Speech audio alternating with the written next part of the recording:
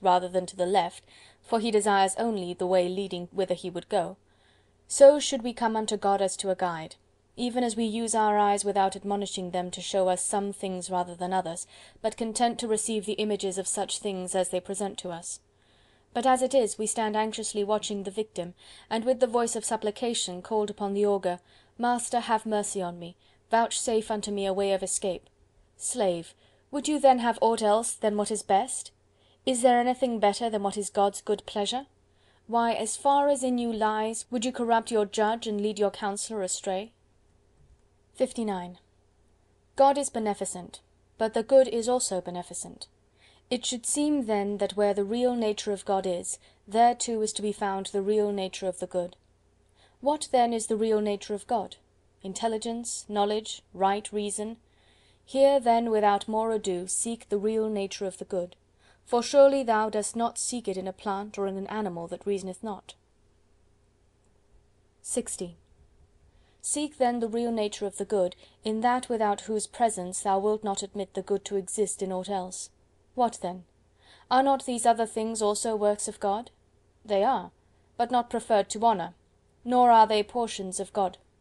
But thou art a thing preferred to honour, thou art thyself a fragment torn from God. Thou hast a portion of him within thyself. How is it then that thou dost not know thy high descent, dost not know whence thou comest? When thou eatest, wilt thou not remember who thou art that eatest and whom thou feedst? In intercourse, in exercise, in discussion, knowest thou not that it is a God whom thou feedst, a God whom thou exercisest, a God whom thou bearest about with thee, O miserable, and thou perceivest it not? Think'st thou that I speak of a God of silver or gold that is without thee? Nay, thou bearest him within thee, all unconscious of polluting him with thoughts impure and unclean deeds. Were an image of God present, thou wouldst not dare to act as thou dost, yet when God himself is present within thee, beholding and hearing all, thou dost not blush to think such thoughts and do such deeds, O thou that art insensible of thine own nature, and liest under the wrath of God. 61. Why then are we afraid when we send a young man from the schools into active life, lest he should indulge his appetites intemperately, lest he should debase himself by ragged clothing, or be puffed up by fine raiment? Knows he not the God within him? Knows he not with whom he is starting on his way? Have we patience to hear him say to us, Would I had thee with me! Hast thou not God where thou art? And having him dost thou still seek for any other? Would he tell thee aught else than these things? Why, wert thou a statue of Phidias, an Athena, or a Zeus, thou wouldst bethink thee both of thyself and thy artificer, and hadst thou any sense, thou wouldst strive to do no dishonour to thyself or him that fashioned thee, nor appear to beholders in unbefitting guise. But now, because God is thy Maker, is that why thou carest not of what sort thou shalt show thyself to be? Yet how different the artists and their workmanship! What human artist's work, for example, has in it the faculties that are displayed in fashioning it? Is it aught but marble, bronze, gold, or ivory? Nay, when the Athena of Phidias has put forth her hand and received therein a victory, in that attitude she stands for evermore. But God's works move and breathe, they use and judge the things of sense. The workmanship of such an artist, wilt thou dishonour him?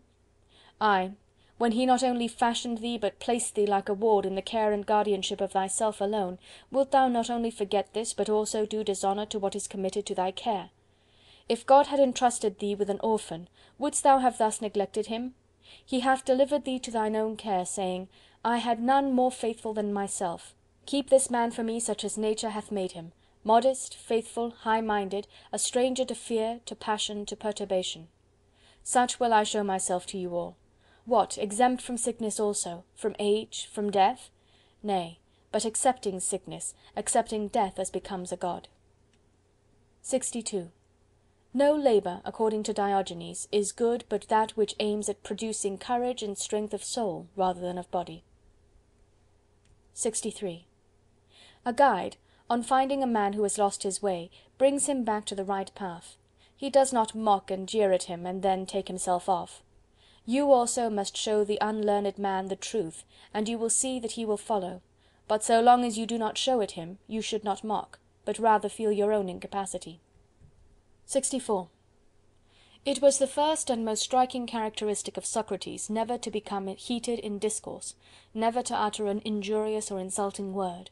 On the contrary, he persistently bore insult from others, and thus put an end to the fray. If you care to know the extent of his power in this direction, read Xenophon's Banquet, and you will see how many quarrels he put an end to. This is why the poets are right in so highly commending this faculty. Quickly and wisely withal, even bitter feuds would he settle. Nevertheless, the practice is not very safe at present, especially in Rome. One who adopts it, I need not say, ought not to carry it out in an obscure corner, but boldly accost, if occasion serve, some personage of rank or wealth. "Can you tell me, sir, to whose care you entrust your horses?" "I can." "Is it to the first comer who knows nothing about them?" "Certainly not." "Well, what of the man who takes care of your gold, your silver, or your raiment?" "He must be experienced also." "And your body slave? Have you ever considered about entrusting it to anyone's care?" "Of course I have." "And no doubt to a person of experience, as a trainer, a physician?" "Surely." "And these things the best you possess, or have you anything more precious?" "What can you mean?" "I mean that which employs these, which weighs all things, which takes counsel and resolve." "Oh, you mean the soul." "You take me rightly. I do mean the soul. By heaven, I hold that far more precious than all else I possess. Can you show me, then, what care you bestow on a soul? For it can scarcely be thought that a man of your wisdom and consideration in the city would suffer your most precious possession to go to ruin through carelessness and neglect." "Certainly not." "Well, do you take care of it yourself? Did any one teach you the right method, or did you discover it yourself?" Now here comes in the danger.